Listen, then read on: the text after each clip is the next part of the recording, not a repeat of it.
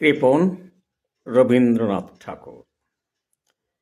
আমি ভিক্ষা করে ফিরতেছিলেম গ্রামের পথে পথে, তুমি তখন চলেছিলে তোমার স্বর্ণরথে।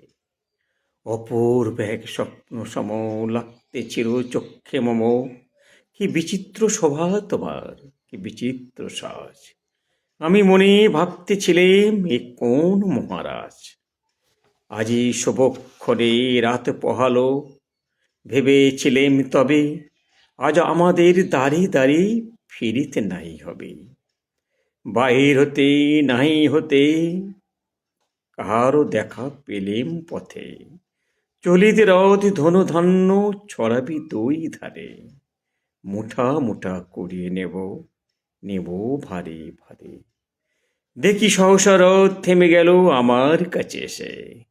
আমার মুখপানে চেয়ে নামলে তুমি হেসে। দেখে মুখেরই প্রসন্নতা জুড়িয়ে গেল সকল ব্যথা। নমস্কার।